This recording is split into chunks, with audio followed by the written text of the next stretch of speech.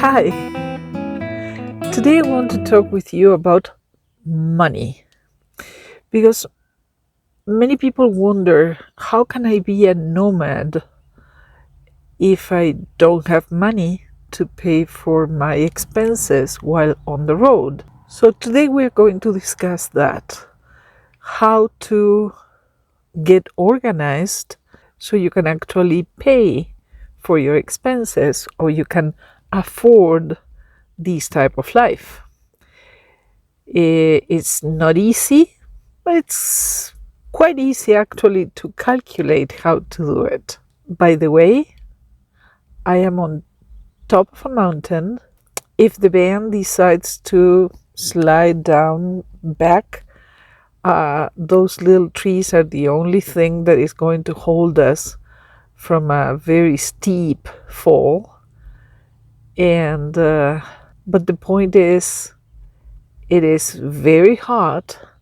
So if you want to be more or less comfortable, being on top of a mountain is probably your best option because it is still hot, but not suffocating as it is when you are at a much lower elevation. So that is where we are, and this is where we are going to start discussing how to afford being a nomad.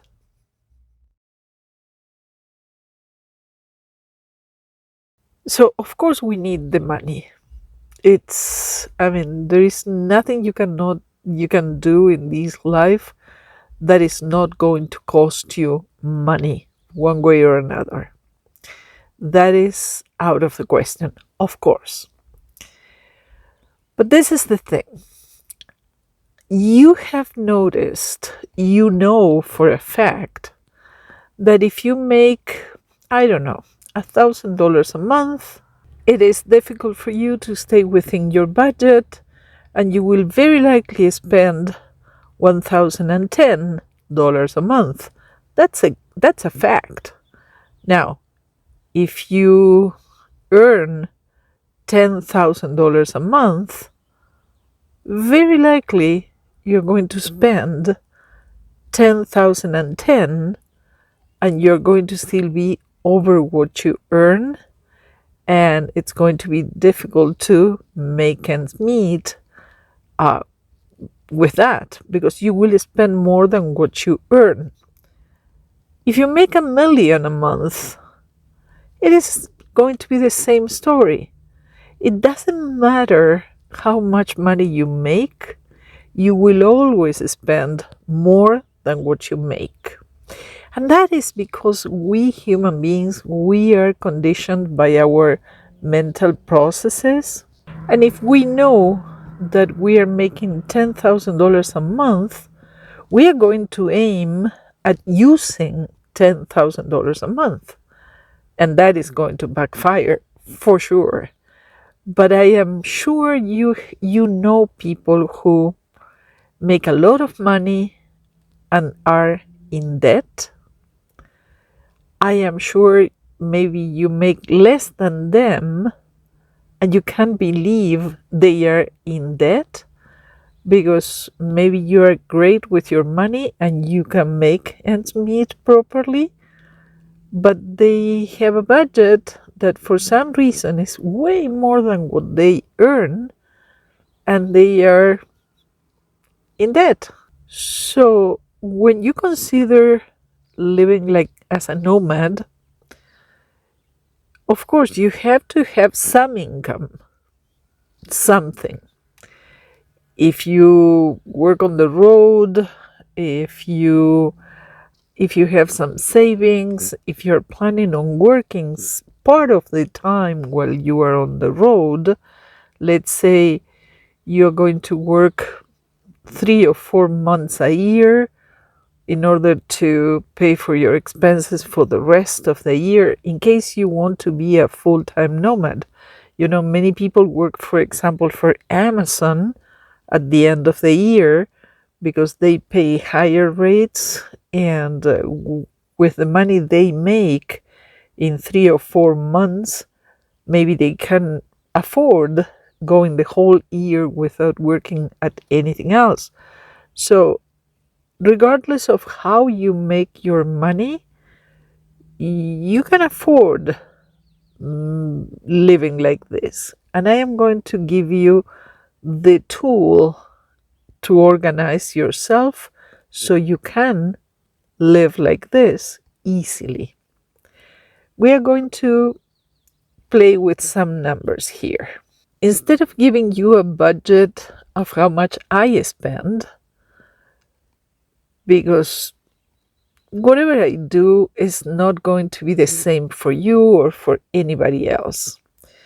But there are some patterns of behavior. There is a teeny little kind of a bumblebee, but very teeny, and they're very funny. They are everywhere in the forest, and they come to you and they look at you and they let you know that they are there. They go and then they go away. They don't attack if you let them be.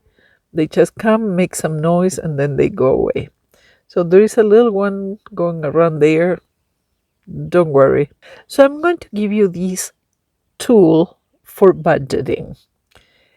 Again, understanding that the way human beings manage our money is all in our mind and how we perceive money and how we like to spend the money. So if you say you make, let's say, I don't know, $1,000 a month, instead of asking, can I afford being a nomad with $1,000 a month? To which I will respond, yes, you can afford it. Hear me out. We will see why. But there will be limitations. If you think you're going to go to the brewery every evening for a couple of beers, maybe your budget is going to suffer and you're not going to be able to do it. We have to understand that the more money you want to spend in things you want to do, you have to try to make that money every month. Otherwise, it's not going to work. But let me give you my rule of thumb. I don't like that expression because of the history it has, but let's consider this tool, and that is the only thing that is really going to help you and save you so you can afford this type of life. Let's imagine that you only have $600 to spend every month. And I know you're going to say, what? 600? That is nothing.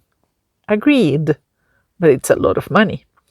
So this is what happens. We have discussed this before. If you're living in a van or some sort of vehicle like that, or your car or something, you're not paying rent, you're not paying cable TV, you're not paying for a lot of services that come with a house or an apartment. So $600 is quite doable, I think. It requires a little bit of sacrifice. As I said, probably beer is not in the formula. But this is what I want you to think, so you adjust that amount to whichever amount you want to use. For the example, let's suppose you only have $600 a month to use. We are going to split this by 30. I know some months have 31 days, but we are going to use 30 for the example. And we are going to say, okay, how much money can I spend every day? Just $20. That is your magic number. Now, let's say I go to the supermarket. Of course, I'm going to choose a supermarket that is not as expensive, so my $20 go a little further. What am I going to buy? Let's say today is Wednesday and I go there to buy food for a couple of days, something like that. So personally, I would buy 2 or 3 of my favorite packaged rice, maybe some veggies to mix with the rice, garlic, of course, mayo. I love mayo as a sauce. I really like it. I tried to get the one that is the healthiest one since I cannot make it myself. I tried to get the healthiest one, but in a small little jar, not a big thing. So let's say I put some things together, maybe a couple of pieces of fruit. I put all those things together and I get to $20. That's it. I'm out of the supermarket and I go boondocking to some place like this. Yay!